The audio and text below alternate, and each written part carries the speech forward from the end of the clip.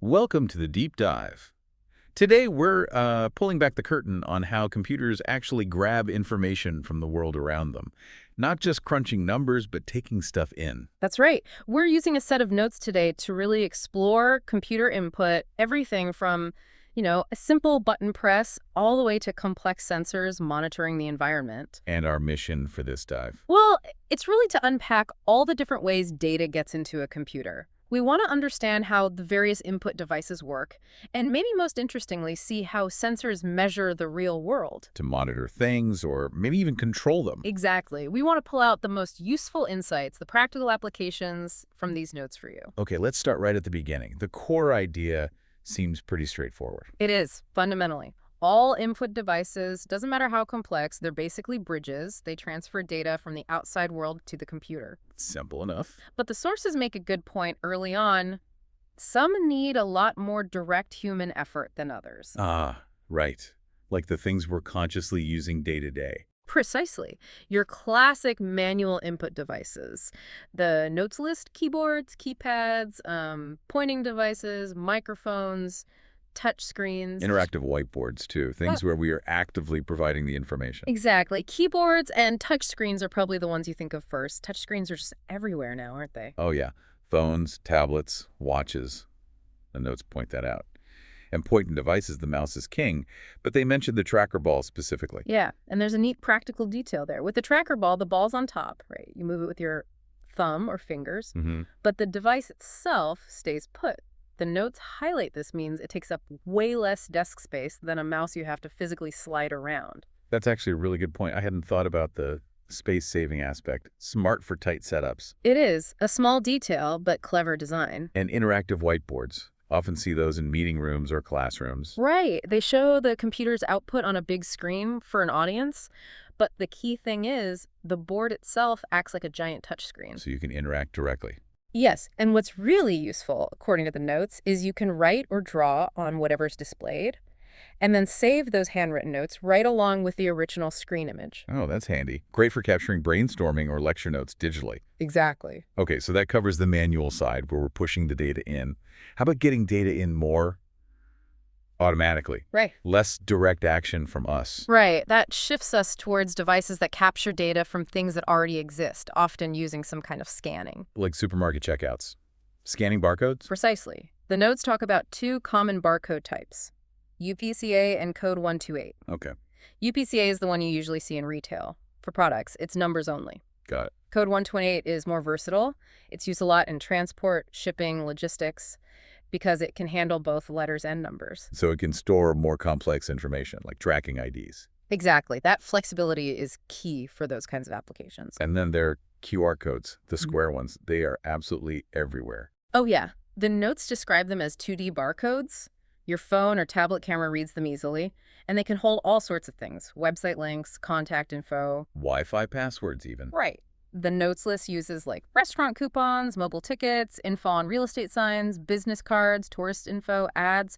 It's a super quick way to link something physical to something digital. A really seamless bridge. Definitely. A great example of easy visual input. Beyond those, you have your standard 2D scanners. The flatbed ones, maybe? For scanning documents or photos, turning paper into a digital file. Exactly that. Converting hard copy into a computer-readable format.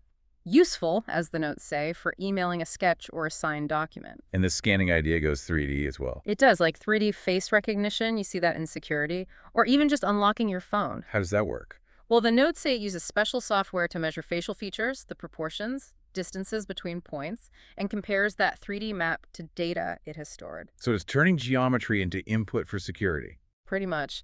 And then there are 3D scanners for objects used in industry or medicine. Okay. The notes mention a specific technology here called tomography. Sounds complex, but the idea explained is actually quite intuitive. It's about imaging something by taking lots of super thin slices. Slices. Yeah, like less than 0.1 millimeter thick. They use the example of slicing a cone. Imagine getting all those thin circular slices, Digitally, you stack those slices back together to reconstruct the whole 3D object. Ah, I see. Like building it back up layer by layer. Exactly. And they connect this idea to 3D MRI scanning, which people might know from hospitals. It's the same principle, getting input about the inside of the body slice by slice. Okay, fascinating. Uh, So we've done manual input, we've done scanning things. That brings us to sensors, which feels like a different category altogether. it really is. Sensors aren't about a person typing or scanning a label. They're about directly measuring the physical world. Like the computer's own senses. That's a great way to put it. The notes define them clearly. A hardware device taking measurements of physical properties, temperature, pressure, light, whatever, from the real world. And those measurements represent the actual property. And crucially, the data they pick up often starts out as analog. Yes, this analog versus digital distinction is really important when you're talking about bridging the real world and computers. Right. Computers think in digital, ones and zeros. The real world isn't always so clear-cut. Exactly. The notes explain analog data doesn't have fixed steps. It changes smoothly, continuously. Think of mercury rising in an old thermometer. It doesn't jump, it just flows. Or the needle on an old car speedometer. Perfect example.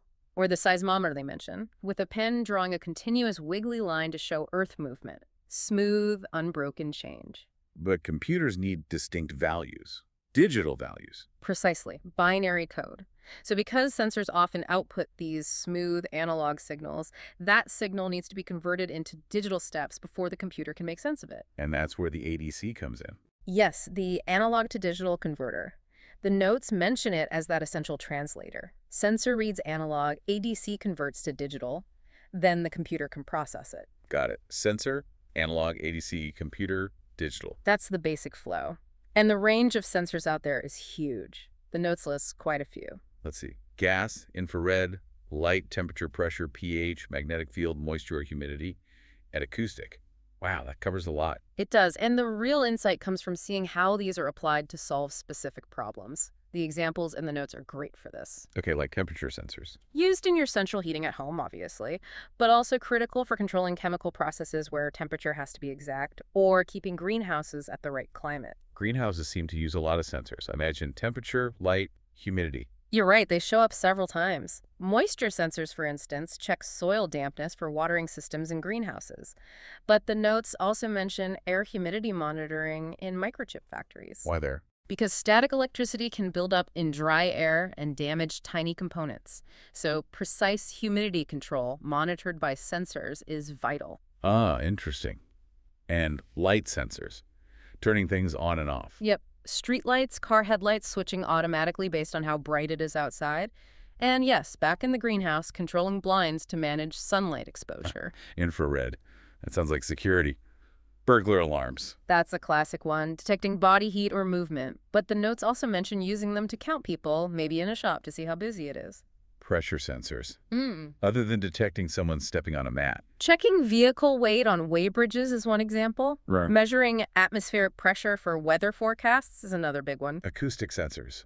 Listening for things. Right. Burglar alarms, again, listening for footsteps, breaking glass, but also industrial uses like detecting the specific sound of dripping liquid in an oil refinery. Wow, that's specific. Apparently so. Or monitoring noise levels in a car factory for safety regulations. Gas sensors, probably air quality, pollution.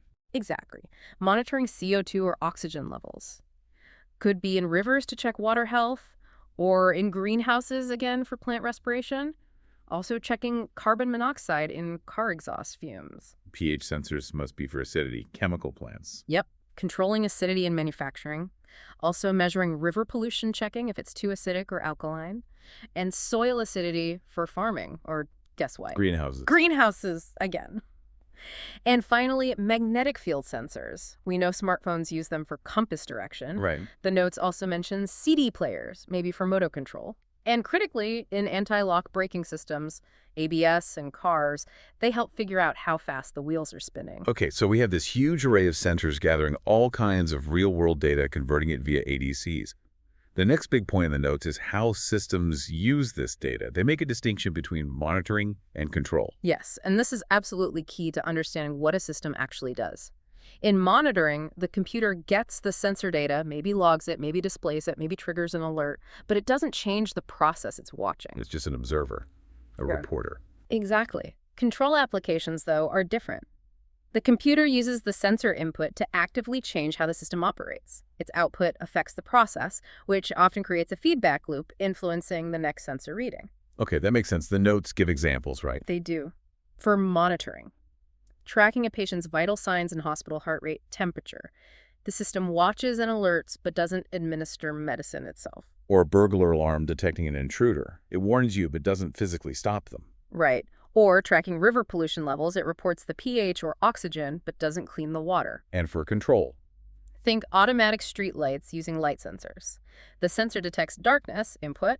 The system turns the light on, output. That changes the environment. Or traffic lights changing based on sensors detecting cars waiting. Perfect. Or your air conditioning adjusting the cooling based on a temperature sensor. Or ABS in your car adjusting braking pressure based on wheel speed sensors to prevent skidding.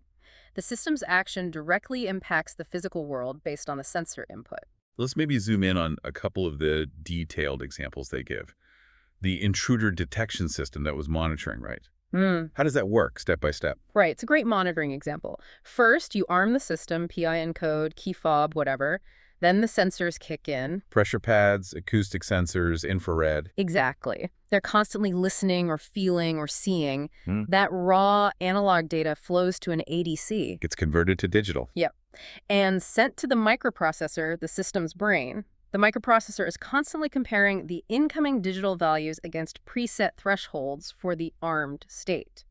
So it knows what normal looks like when nothing's happening. Correct. If a sensor reading suddenly goes above that threshold, like unexpected pressure or sound or heat movement, the microprocessor flags it. Triggering the alarm. Yes, it sends a signal out. Could be to a siren, flashing lights, maybe sends a notification. The notes mention interface boxes often connect the sensors, and these help the system know which sensor was triggered, useful for pinpointing the location. And it just keeps monitoring until someone disarms it. That's right. Its job is purely to detect and report. No direct action against the cause. Clear monitoring. Okay. What about the river pollution monitoring example? Also monitoring. Also monitoring. Similar process, different context. You have sensors in the river constantly measuring things like oxygen levels and pH. Analog data again? Analog data, sent probably via an interface box to a central control room. There, it hits an ADC, gets converted to digital, and fed into a computer system for analysis. And what's the computer looking for this time? The notes give specific examples. It checks if oxygen levels drop too low, say below 15%, which is bad for fish, or if the pH goes outside a safe range below 6 to acidic, or above 8 to alkaline. So it's comparing the river's current state against healthy parameters. Precisely. If the readings fall outside that acceptable range, the computer alerts human operators in the control room. And the operators decide what to do. Exactly. The computer system itself isn't, adding oxygen or neutralizing the water. It's just monitoring the sensor input, comparing it, and reporting problems. It keeps doing that until it's switched off. When you break it down like this, it really brings it home how much this stuff is woven into our daily lives. You unlock your phone with your face that's input. The barcode scanner at the checkout makes shopping faster. The automatic doors sense you approaching. Your thermostat reads the room temperature. All these systems rely on getting information in from the physical world to make a digital system do something useful for you. It's true. From tapping a key to these complex environmental systems or car safety features, input devices and sensors are that crucial link. They're translating our messy analog reality into the digital language computers understand. So wrapping this dive up, we've gone from direct human input with keyboards through scanning right into the world of sensors measuring pressure, light, sound, and seeing how this input drives systems that either just watch or actively control things around us. And the big takeaway really is just how fundamental that input step is. It's the absolute essential connection. Without all these ways of getting real-world data into the machine, none of the clever processing or automation we depend on could actually happen. It does make you wonder, doesn't it? How many everyday problems are being solved, often totally invisibly, just by systems taking in information through these sensors and devices. It's a good thought to hold on to. Next time you use a piece of tech that seems aware of its surroundings or responds to you, just take a second to think about the input device or the sensor that's making that connection possible. They really are everywhere, quietly turning the physical world into digital data. Definitely encourage you to just notice them more in your day-to-day. You'll start seeing these input methods and sensor applications in all sorts of places you maybe hadn't considered before.